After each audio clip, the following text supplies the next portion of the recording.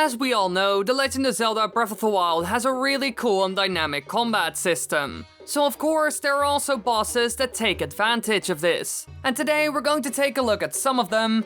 To be more exact, the top 5 best bosses of the entire game.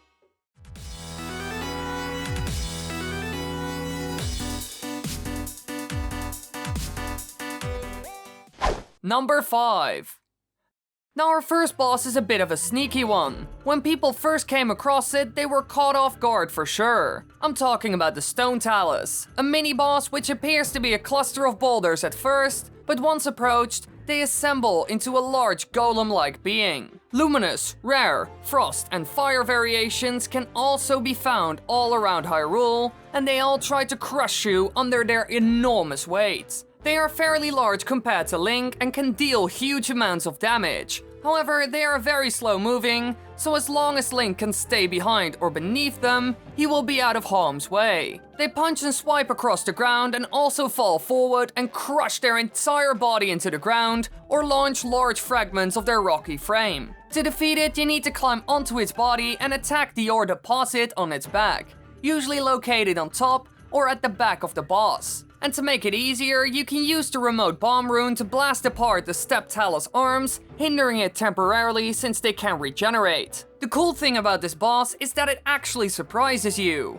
We have never seen anything like it in the series, and I'm actually quite a big fan of it. The way you're introduced to it is extremely interesting and fun. Besides that, it's also a good challenge, as some variations are really difficult. Now, as you get stronger throughout the game and better at it, this becomes a lot easier. But no matter where you are, it's fun to fight, and the reward is really good. The things that make this boss great is the introduction and surprise, the overall design of the being, and the great reward.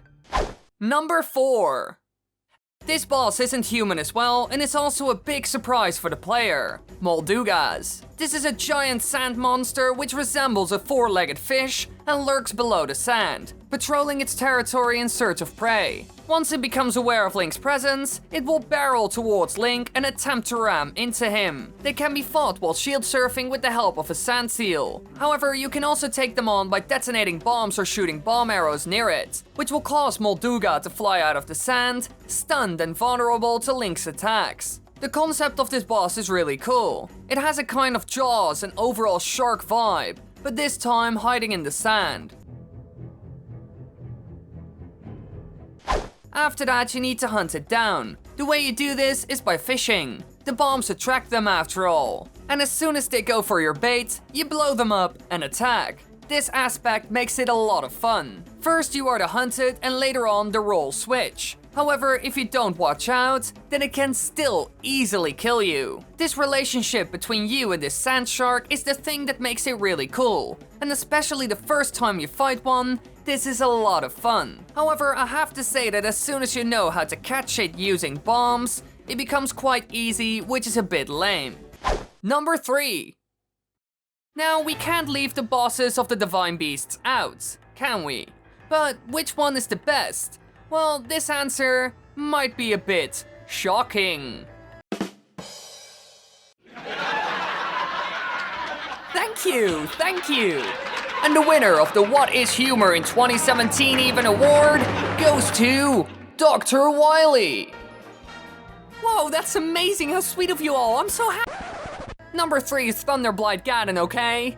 I just wanted to make a horrible joke and be self-aware of it. Now this boss deals high electricity damage and has 3 phases. In the first phase, Link can simply block its attack and then retaliate. Once its health is halfway down, it will change its strategy and stay levitating out of reach. It will now drop metal pillars all over the room and strike them with electricity. You must use magnesis to grab one of his pillars and shock him with his own power. For the third and final phase, he will behave as he did in the first phase, but will attack much more aggressively than before. The reason that this one is the best is because of the quick movement of the enemy, which increases the pacing of the fight, which is amazing. It forces you to pay attention and to make your moves count, because if you don't, then you will be hit again, and again, and again. And this is something you don't really see in any of the other Divine Beast boss fights. So that is something that certainly makes it better. Besides that, the thunder mechanic is also really cool. You have to use his own weapon against him,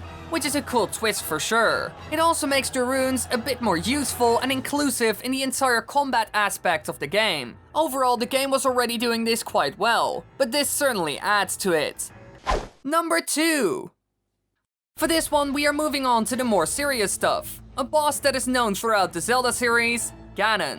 The calamity version though. When Link faces him, he awakens Ganon from his cocoon, where he was attempting to regenerate a physical form. Confronting it in an incomplete form, it resembles a grotesque mixture of Ganondorf, Malus, and Guardian parts. Now the fight is a mixture of attacks used by its 4 incarnations of Malus, so it's a bit of a collection boss when it comes to its tactics. He can be quite a challenge and you need to be good at perfect dodging and parrying. Everything you have seen in the main boss fights that came before is also seen in this one. That's the entire reason why it deserves to be on this spot of the list. You need to use almost all the skills you have learned throughout your adventure to beat him. This makes for a very diverse and dynamic fight, which is a blast to be honest. However, they could have worked on his second phase, but I'm mostly talking about the first one here. This form feels like a good battle to end the game on, especially if you didn't do any of the Divine Beasts, since then, he's at his maximum potential.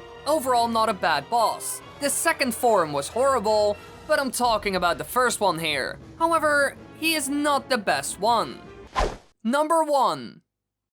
We are finally here. The number 1 spot when it comes to bosses in one of the most critically acclaimed Zelda games of all time. Now the one who takes the crown is actually a new boss. It's the final challenge of the new DLC. So yeah, spoilers. Monk Mask Koshia. He boasts a wide array of tactics that he may use in his fight against Link. For example, attacks similar to a Yiga foot soldier, like shooting arrows in the air and teleporting. Besides that, he has a lot more powers, like creating copies of himself, creating metallic balls that he can throw at you, creating a lightning storm, shooting lasers, and way more. This boss is essentially a collection of tactics seen in other enemies and bosses throughout the entire game, but this time with a little twist or a bit of spice added. Besides that, the introduction to the boss is also amazing. You finally get to see what a Sheikah monk can do, and you never imagined you would fight one of them. And because he has so many different attacks, the fight is extremely dynamic and fun, since he throws new stuff at you all the time. Overall, I'm a huge fan of this one, and the reward you get at the end is epic.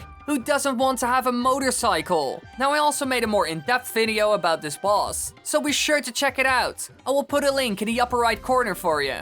And now you finally know what the best boss is of all of them.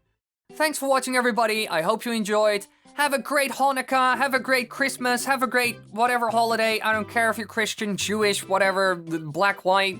I just hope you have a great time during the holidays and New Year. And let's all just have fun, eat great food, and open Christmas cards and open presents or whatever.